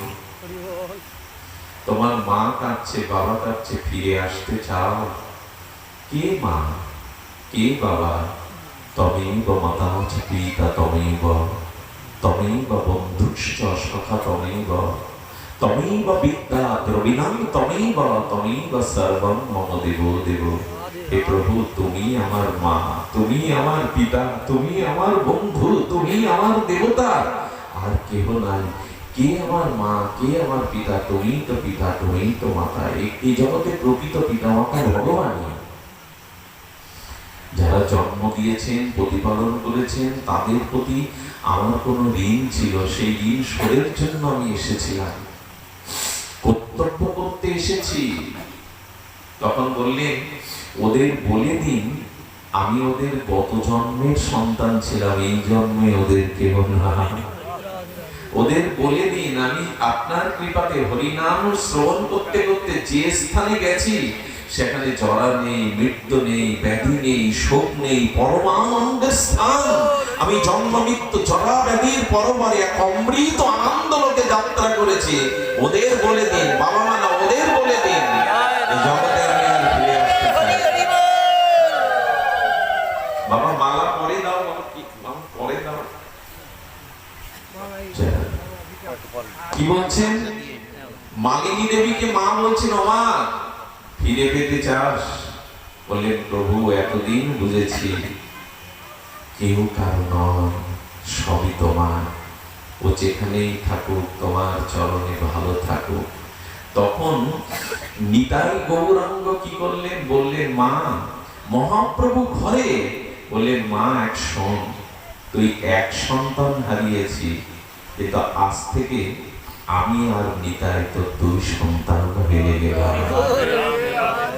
ভগবানকে পেলে আর পাওয়ার কিছু বাকি থাকে না। ভগবানের জন্য সর্বস্ব ত্যাগ করলে ভগবানই তার হয়ে যায়। আচ্ছা যদি বলেন মহাপ্রভু তুমি তো সচিমার গর্ভে এসেছো, তুমি আমার মালিনী দেবীর পুত্র হলে, বলে এটা মিথ্যা মিথ্যা নয়, ভগবান যা বলেন তা চিরসত্য। কেমন জানেন, নিতাই অবধূত মাঝে মাঝে মালিনী দেবীর বুকের স্তনপান করতেন যাতে সন্তান ভাব আসে। এই কথা কি করে ব্যাখ্যা করা যায় বলুন তো? নিতাই চান মাঝে মাঝে মালিনী দেবীর কোলে, অদ্ভুত অবধূত নিত্যানন্দ চরিত্র, বড় বিচিত্র চরিত্র। মহাপ্রভুকে চেনা যায়, নিতাইকে চেনা যায় না। নিতাই মালিনী দেবীর কোলে বসে দুগ্ধ পান করতেন। এই জন্য বিকাশ বাবুর ঘরে যদি শ্রীকৃষ্ণ আসে তাহলে তার মনে হবে পৃথিবীতে এর থেকে বড় কিছু সুখ আর আমার প্রয়োজন নাই, আর পৃথিবীতে কোনো দুঃখ এখন আমাকে আর দুঃখ দিতে পারবে না। তো ভগবান বললেন আমি তো তোমার ঘরেই বসে আছি, হৃদয় ঘরেই বসে আছি, দূরে তো নেই। তুমি কেন আমাকে ছেড়ে অন্য সুখ চাইছো? কেন আমাকে না পাওয়ার দুঃখ থেকে জগতের দুঃখকে বড় করে দেখছো? আমি তো তোমার হৃদয়ে। বললেন প্রভু হৃদয়ে আছো কিন্তু চাবি দিও আছে। গোবিন্দ বললেন ওই চাবিটা আমি তোমার হাতে দিয়ে দিয়েছি, ওই চাবিটা হলো ভগবান ভজন। ভজন করো, ভজন করলেই ওই চাবি দ্বারা তুমি আমার ভিতরে আসতে পারবে। ভজন করো, এই ভজনই হলো এই সাধু সঙ্গে হরি কথা নাম সংকীর্তন, এই ভজনই হলো হৃদয়ে ভগবানকে পৌঁছাবার উপলব্ধি করবার একটা তালা লাগানো তো আছে, তো এই তালাটা হলো ভজনটাই হলো চাবি। আমাদের কাছে সব আছে, ভজনের চাবি নাই। ভজন ভালো লাগে, ভজন ভালো লাগে। এক মহাত্মা একজনকে বলছেন, বললেন আচ্ছা আপনারা যে ভাগবতে বলেন রাত্রি দিন নিশি দিন নিত্য নিরন্তর তস্মাৎ সর্বেষু কালেষু মনুষ্যর, সবসময় ভগবানকে ডাকেন। আরে সবসময় কি ভগবানকে ডাকা যায়, স্মরণ করা যায়? তো সাধু বললেন বাবা সবসময় যদি না করতে পারো, দিনে রাতে কিছুটা সময় ভগবানকে জপ করো, স্মরণ করো। বলে সেটাও সময় নেই, ব্যস্ত থাকতে হয়, ওদিকে রুচি নাই। বলে তাহলে এক কাজ করো, তুমি সারাদিন সারা রাত্রে ভগবানকে ভজন করতে পারবে না। তো শেখ তখন বলছেন না ওইরকম সময় আমার হাতে নেই, রুচিও নেই। বলে তাহলে এক কাজ করো, তুমি স্নান করো বাথরুমে কতক্ষণ। মানুষ দেখবেন মাঝে মাঝে কেউ বাথরুমে আধা ঘন্টা 1 ঘন্টাও কাটিয়ে দেয়, সাবান মাখা চ্যান করা কত কি সব। বলে ওর মধ্যে দিয়ে ভজন চালান, হরে কৃষ্ণ চালান। দেখুন আমাদের জন্য কত সহজ করে বললেন হবে। বলে হ্যাঁ হবে। বললেন সাবান মাখা স্নান করা, তার মধ্যে যদি আচ্ছা ওটা আমার দ্বারা হবে না। বলে তাহলে যখন বাথরুমে যাও, ল্যাট্রিনে যাও, ওর মধ্যে ওই সময় ডাকতে পারে। বলে সম্ভব নাকি? কি বলছেন আপনি? বলে হ্যাঁ, খাইতে শুইতে উঠিতে বসিতে যথা তথা নাম লও। কি আশ্চর্য কথা, ল্যাট্রিনে বসে আপনি নাম করতে পারবেন, সে নামও ভগবান গ্রহণ করবে বলে দিয়েছেন। এর সব থেকে দৃষ্টান্ত শুনুন, রূপ গোস্বামী, আমাদের গোস্বামী দলের অন্য সনাতন বড়, কিন্তু আগে রূপ সনাতন বলা হয় কেন? বড় তো সনাতন গোস্বামী, এবং রূপ গোস্বামী সনাতনকে গুরু রূপেই মানতেন, জ্যেষ্ঠ রূপে শ্রদ্ধা করতেন। কেন বলা হয়? কারণ সনাতনের আগে বৈরাগ্য নিয়েছিলেন রূপ, বৃন্দাবনে আগে গিয়েছিলেন সঞ্চার ছেড়ে। যে আগে ভজন করে, যে যার মধ্যে আগে ত্যাগ বৈরাগ্য জেগে যায়, তিনি শ্রেষ্ঠ। এই জন্য রূপের কাছে একদিন একটা বালক এসেছে, আর খেলতে খেলতে মস্তি করতে করতে কেমন তার চলার ছন্দ, কেমন তার সৌন্দর্য, এসে সেই বালক বলছে গোস্বামী তোমার এখানে আমাকে একটু কাজে রাখো না, একটু থালাবাটি মাজা, একটু তোমার ফুল তুলে দেওয়া, একটু ঠাকুরের কাজ করা। বলে না না, আমার এখানে কোনো কাজের প্রয়োজন, আর তুমি শিশু পারবে না। বলে একটু দেখুন না, 2-4 দিন রেখে দেখুন। ছেলেটার মুখের দিকে তাকিয়ে রূপ গোস্বামী বলছেন, আহা কি কমল মুখ, কি সরল মুখ, পারবি তুই, পারবি ঠাকুরের কাজ করতে, সেবা করতে পারবি? বলে দু একদিন সময় দিন, একটু দেখুন, পরীক্ষা করে দেখুন। হ্যাঁ, যখন বললেন পারবো, পরিপাটি করে সেবা করছে। আর সেই সেবা থেকে রূপ গোস্বামী অবাক, এতটুকু বালক, এত কিছু মেধা, এত কিছু দক্ষতা কি করে, সবকিছু। এমনকি রূপ গোস্বামী যখন মলমূত্র ত্যাগ করতে যায় তখন জলটাও এগিয়ে দেয়, বলে এত বড় দক্ষতা হলো। একদিন রূপ গোস্বামী কি করেছে জানেন? রূপ গোস্বামী যখন বৃন্দাবনে, তখন তো বাথরুম ল্যাট্রিন নেই, জঙ্গলে মলমূত্র ত্যাগ করতে হতো। ওই ত্যাগ করতে গিয়ে যখন আসছে, তখন রূপ গোস্বামী জিভটা দাঁত দিয়ে, এটা মহাপ্রভুর চরিত্রেও আছে, কিন্তু রূপ গোস্বামী কি করেছেন, জিভটা আটকে দিয়েছেন দাঁত দিয়ে জোর করে। এই ছোট্ট বালক রূপ গোস্বামীর কাছে গিয়ে বলছে, গোস্বামী তুমি দাঁত আটকে দিয়েছো, দাঁত দিয়ে জিহ্বাটাকে আটকে দিয়েছো। বলে দেখ, আমি একটা শ্লোক লিখেছিলাম, তুণ্ডে তাণ্ডবীনে রতি বিতুনতি তন্দাবলী লব্ধায়। আমি একটা শ্লোক লিখেছিলাম, আমার সব ইন্দ্রগুলো আমার বশে আছে, আমার কথা আমার আজ্ঞা পালন করে, কিন্তু জিহ্বাটা আমার কথা শোনে না। আমি মলমূত্র ত্যাগ করতে বসেছি, আমার শরীরটা অশুদ্ধ, আমি জিহ্বাটাকে কত বোঝালাম, এখন হরে কৃষ্ণ বলিস না, কিন্তু জিহ্বা তুণ্ডে তাণ্ডবীনি রতি নাচছে, হরে কৃষ্ণ বলতে বলতে জিভ নাচছে। জিভ তো আমার কথা শোনে না, তাই জোর করে দাঁত দিয়ে জিভ আটকে দিয়েছে।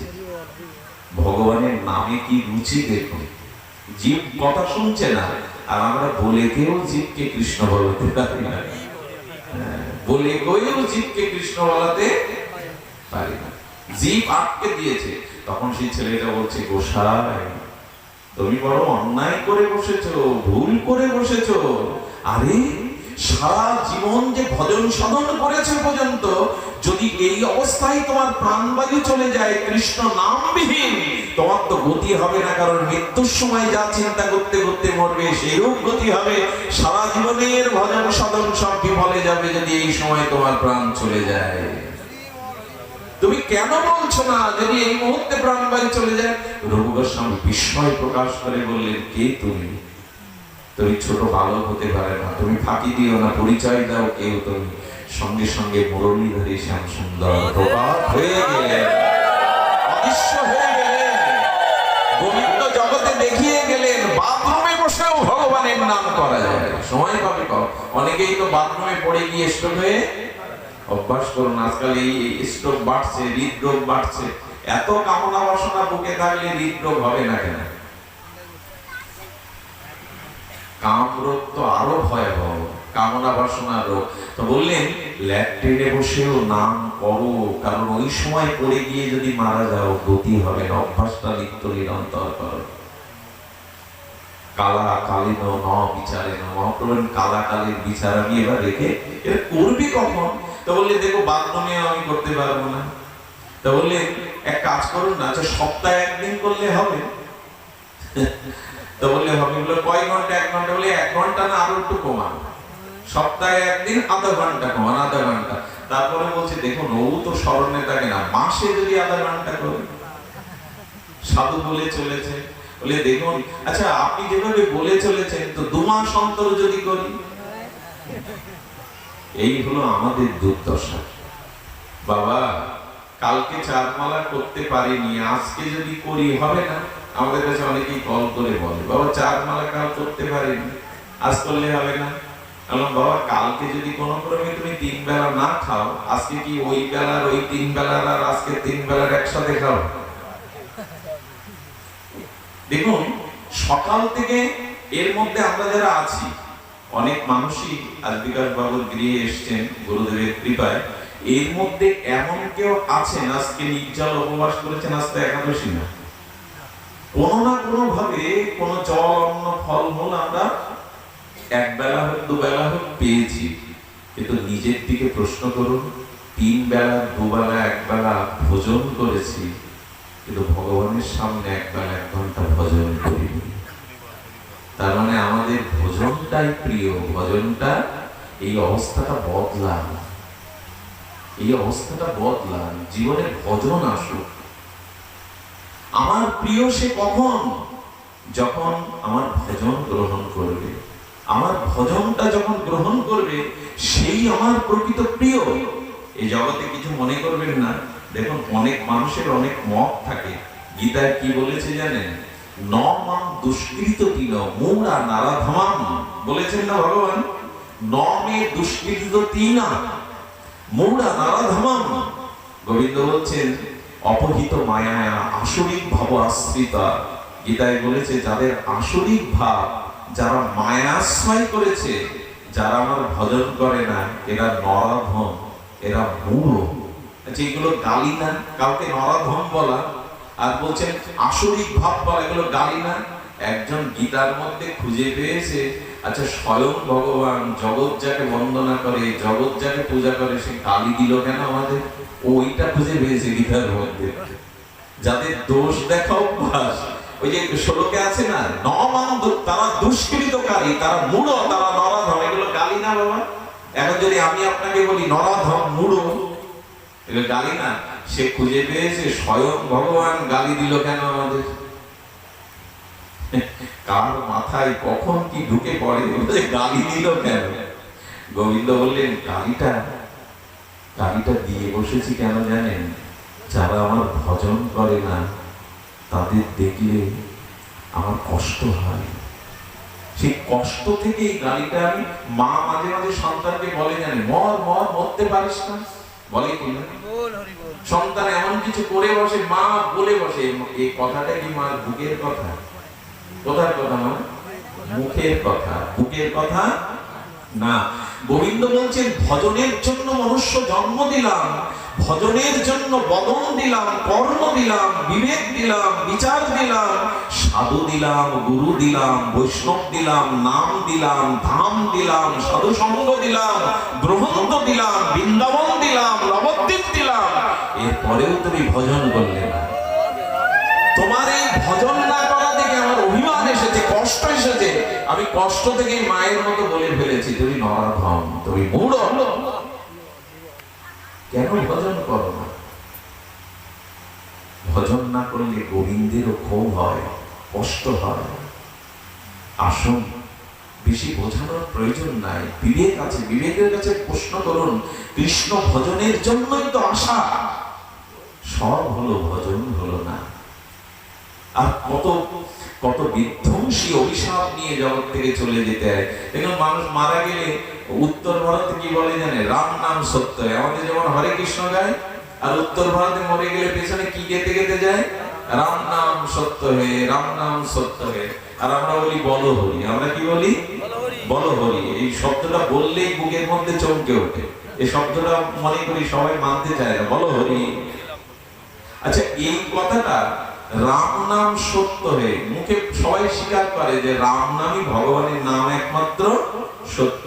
আচ্ছা, এই কথাটা যেখানে বিয়ে হচ্ছে, সানাই বাজছে, ওখানে গিয়ে যদি বলেন বলো হরি, রাম নাম সত্য, ছাল তুলে নেবে আপনার বেটা।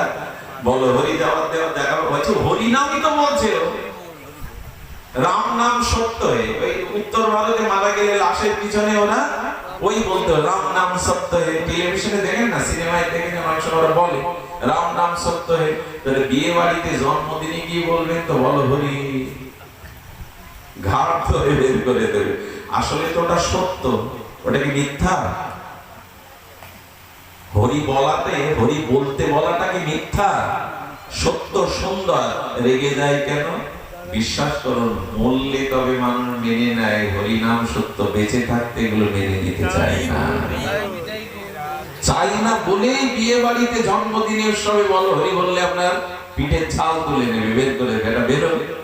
তার মানে মরে গেলে তবে মেনে নিল হরি নাম, জীবদ্দশায় মেনে নেয় না। এগুলোকে বললে রেগে যায়। কলকাতা বাজলে পাশের বাড়ির লোক কি বলে জানেন?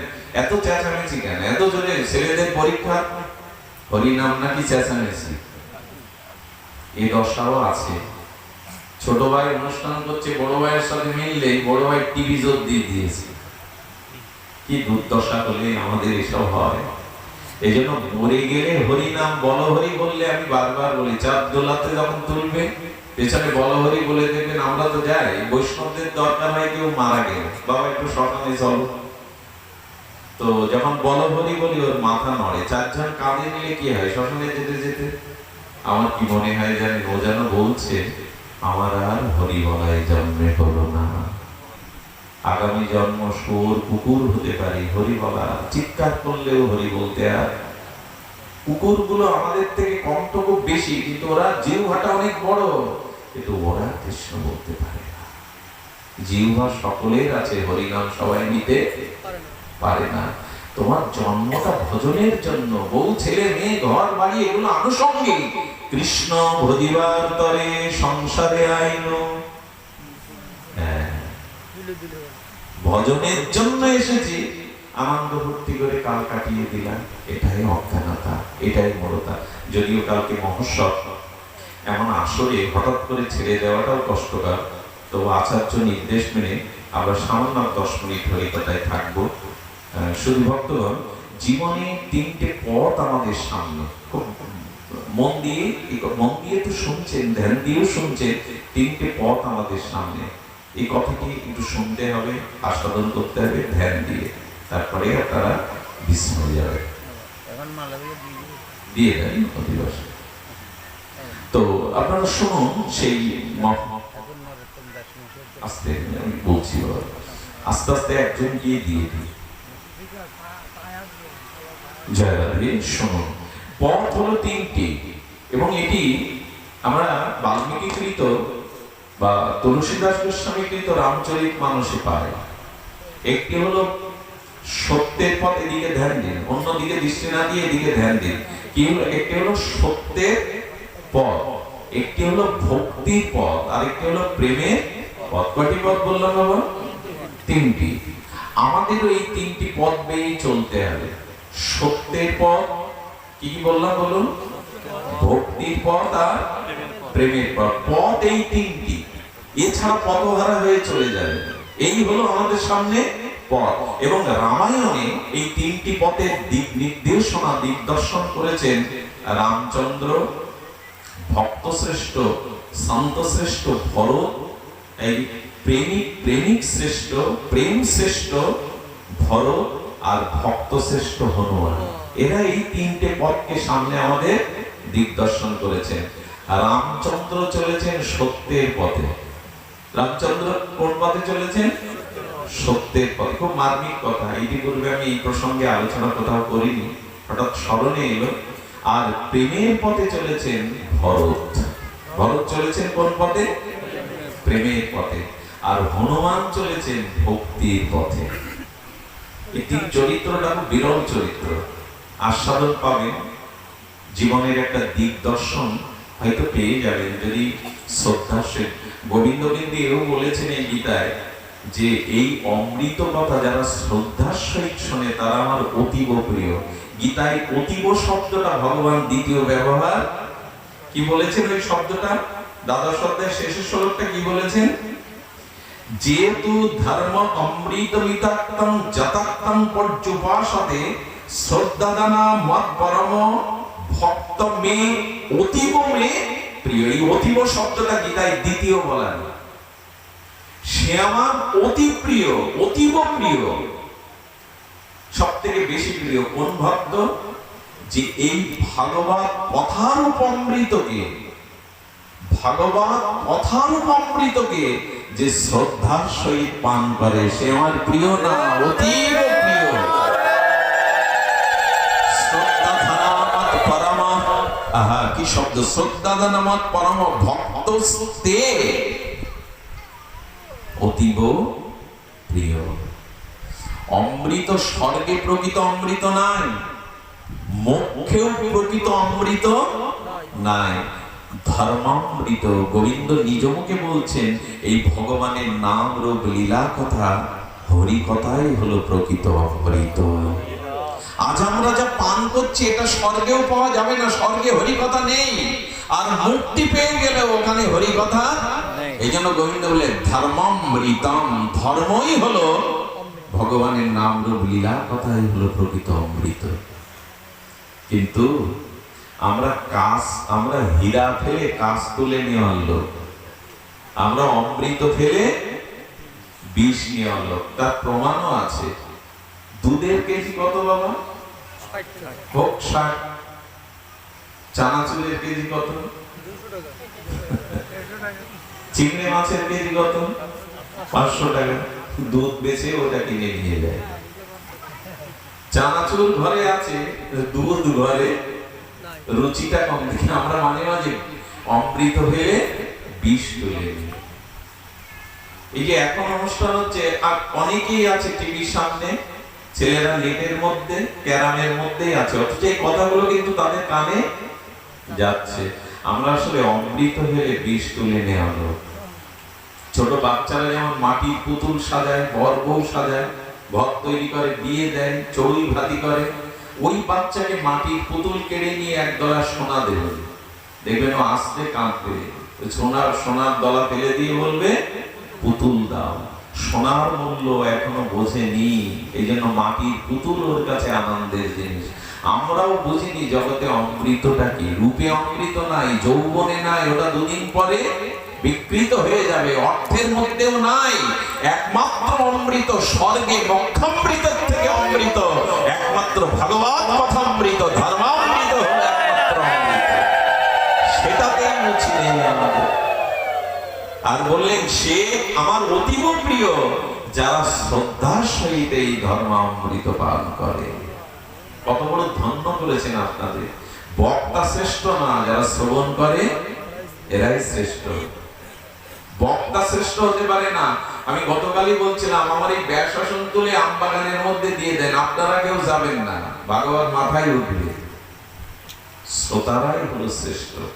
যদি বলেন শ্রেষ্ঠতা তুমি উপরে আমরা নিচে, বলছো মুখে শ্রেষ্ঠ, তুমি উপরে, শ্রেষ্ঠ কেন জানেন? কথাটি মন দিয়ে শোনো। এইখানে বসলে একটা গর্ব, একটা অভিমান, একটা বড়ত্ব কাজ করে, যেগুলো অপরাধের। কথাগুলো কেউ ক্যাসেট করে বলতে পারে, এটা ভগবানই বলান। মৃত ব্যক্তির ঠোঁট থাকে, জিহ্বা থাকে, কথা বলতে পারে। চেতনা ভগবান বলাচ্ছেন, পুতুলের মতো নাচাচ্ছেন, কিন্তু বক্তা হলে একটা অভিমান আসে।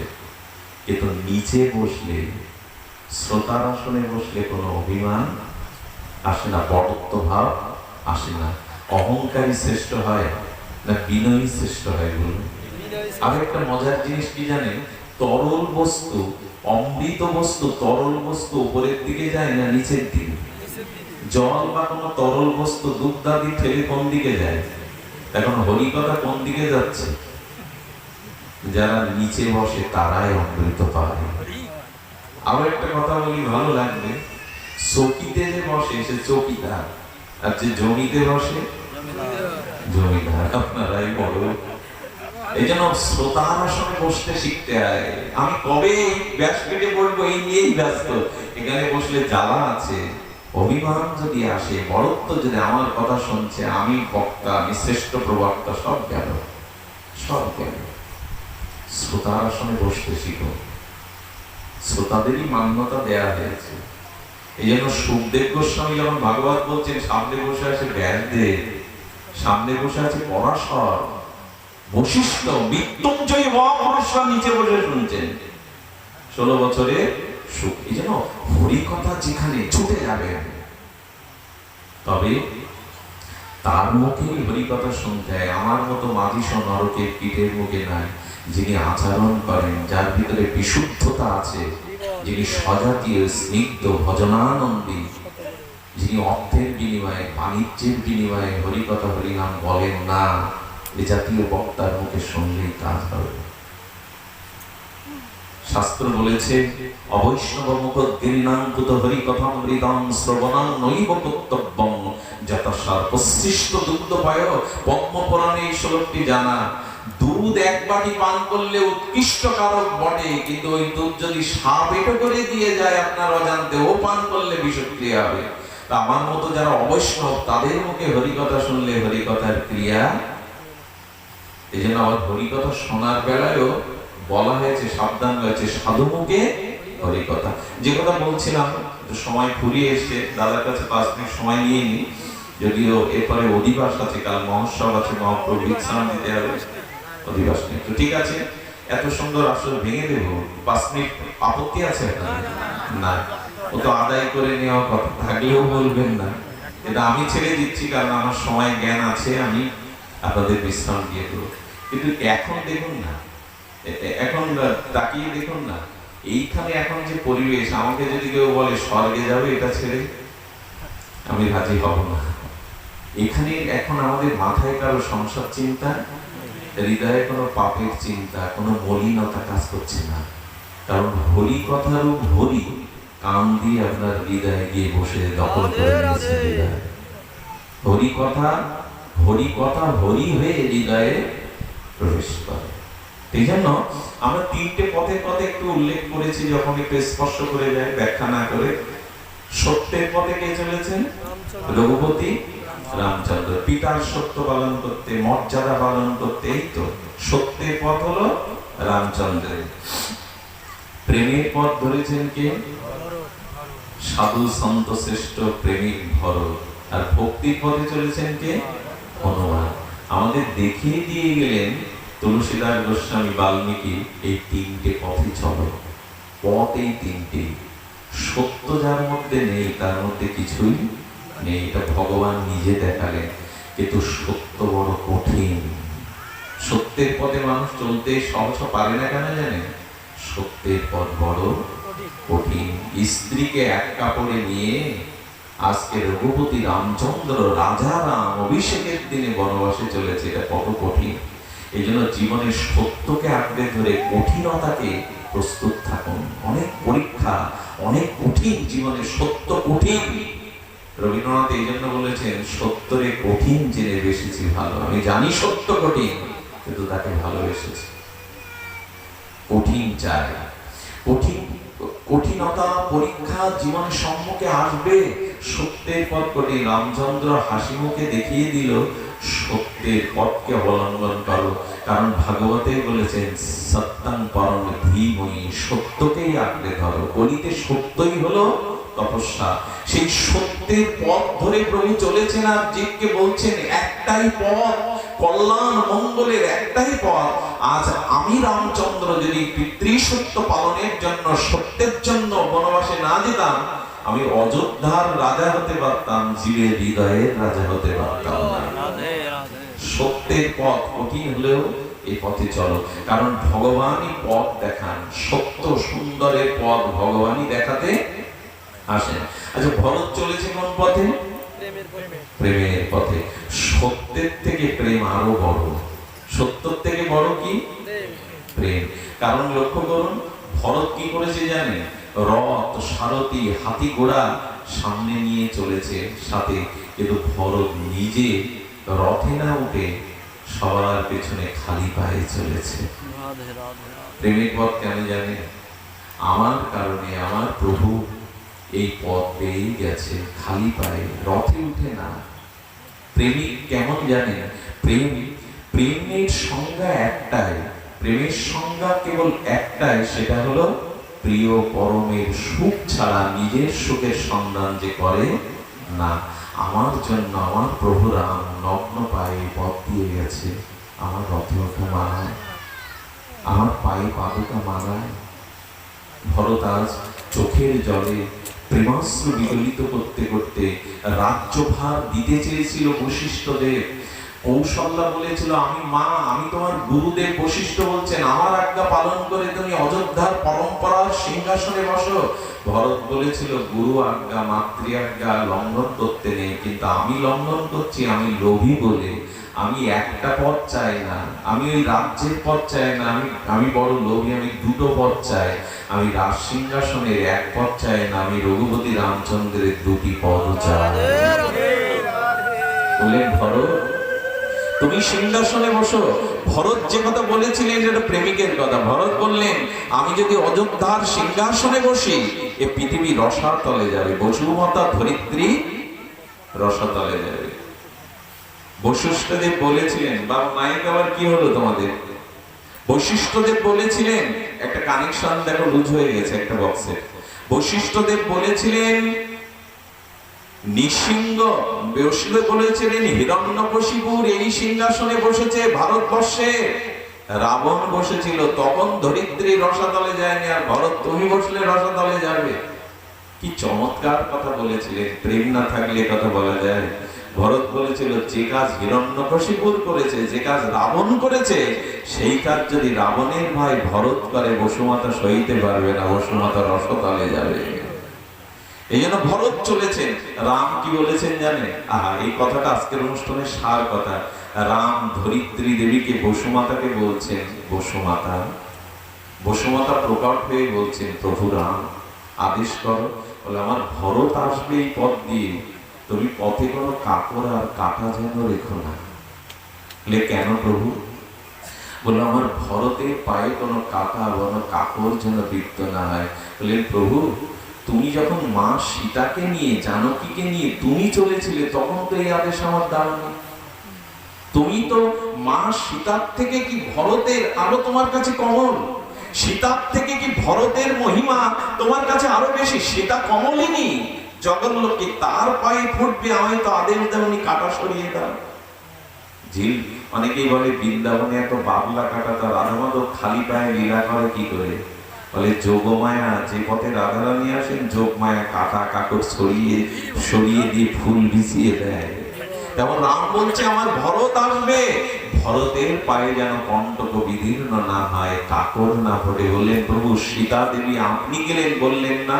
বললেন, কেন যেন? ভরত আমার কাছে আসুক, আমি চাই। প্রেমিককে আমি, জয় রাধে, জয় নিতাই গৌর, প্রেমিককে আমি আমার কাছে চাই। আর যদি কাটা ফোটে, আর যদি কাপড় ফোটে, ভরত আমার কাছে পৌঁছাতে কি কথা বলুন তো, কেন পারবে না জানেন? যেই ভরতের পায়ে কাটা বিদীর্ণ হবে, কাপড় ফুটবে, ভরত নিজের পায়ের ব্যথার চিন্তা করবে না, করবে আমার পায়ে তাহলে কতখানি বেজেছিল কাটা, আমার পায়ে কতটা যন্ত্রণা হয়েছিল। আর ভরত আমার পায়ের যন্ত্রণার কথা ভেবে, কষ্টের কথা ভেবে ভরত আর পথ চলতে পারবে না। তাই কাটা সরিয়ে দাও, যাতে ভরত আমার কাছে আসতে পারে। প্রেমিক ভক্ত ভগবানকে চায়, কিন্তু প্রেমিককে ভগবান ভক্তের থেকে আরো বেশি চায়। ভরত আমার কাছে আসো, তার পায়ে যেন কাটা বিদ্ধ না হয়। ভরত এই জন্য রামচন্দ্রের জন্য কেন প্রেমিক জানেন? প্রেমিক কখনো নিজের সুখ চায় না। সেই পাদুকা মাথায় নিয়ে ভরত যেদিন মাটিতে শয়ন করতে যাবে, সেদিন ভরত বলছেন, প্রভু আর তার দাস এক বিছানায় শুতে পারে না। আমার রামচন্দ্র বনবাসে ভূমির উপরে শয্যা পেতে শয়ন করছেন, আমিও যদি ভূমিতে শয়ন করি, তাহলে প্রভু আর দাস এক আসনে থাকতে পারে না। ভরত কিছুটা মাটি কেটেছিলেন, মাটি কেটে কিছুটা নিচে, মাটির নিচে উনি 14 বছর ছিলেন, কারণ প্রভু আর দাস এক আসনে থাকতেন। প্রভু ফল খেতেন বনে, তাই ভরত 14 বছর অন্ন মুখে দেয়নি, দুগ্ধ আর ফল খেয়ে কাটিয়েছেন। ভরত কারো মুখ দেখতেন না, শত্রুঘ্ন আর মা কৌশল্যার মুখ ছাড়া 14 বছর অযোধ্যায় যাননি। প্রেমিক কাকে বলে জানেন? জীবনে ভগবানকে সুখ দেওয়ার জন্য যে নিজের সব জলাঞ্জলি দিতে পারে, প্রভুর সুখের জন্য, প্রভুর জন্য যে নিজের সব জলাঞ্জলি দিতে পারে। ভরত বলেছিল, প্রভু 14 বছর পূর্ণ হলে যদি আগে তুমি দ্রুত আমার কাছে না আসো, আমি সরজতে বিসর্জন দিয়ে মরব। দেখুন ভরতের প্রেমটা কি! ভরত প্রতিটা সাধু ভোরবেলায় স্নান করে, ভজনশীল সাধকরা ভরত রাত 2টোর সময় স্নান করতে যেত সরজতে। একদিন বললেন, সরজে তুমি 2টোর সময় স্নান করতে আসো কেন? বললেন, আমি আমার মুখ কাউকে দেখাবো না। সরজ নদীর তীরে যে সাধুরা আসে, আমার মুখ দেখলে তাদের ভোজন সাধন নষ্ট হবে, কারণ আমার জন্য আমার প্রভু আজ বনবাসে গেছে, আমার মুখ আমি কাউকে দেখাবো না। তাই 2টোর সময় স্নান করতে আসেন, যাতে আমার মুখ কাউকে না দেখতে হয়। ভগবানকে কতটা ভালোবাসলে এই হলো প্রেমিক ভক্তের লক্ষণ। নিজের সুখ জলাঞ্জলি দিয়ে আত্মসুখ বিবর্জিত হয়ে প্রভুর সুখের জন্য কাটালেন। তাই প্রেমিক তখনই বলা যাবে, তখনই আপনার ভিতরে প্রেম আসতে বলা যাবে, যখন আত্মসুখ জলাঞ্জলি দিয়ে প্রভুর সুখের জন্য সর্বস্ব জলাঞ্জলি দিতে পারবেন। এই হলো প্রেমের পথ। একটা বাকি আছে, হনুমানের ভক্তির পথ। সেই ভক্তির পথটা কেমন জানেন? ভক্ত কখনো চায় না আমি একা ভগবানকে ভালোবাসি, আমি একা গোবিন্দকে সুখ দেই। ভক্তের লক্ষ্য হলো সবাইকে নিয়ে যাতে ভগবানকে সেবা করাতে পারি, সবাইকে নিয়ে যাতে প্রভুর সুখ দিতে পারি। রাধারানী একা পারে না গোবিন্দকে সুখ দিতে। সখীদের কেন নিয়েছেন? পুরী কেন নিয়েছেন?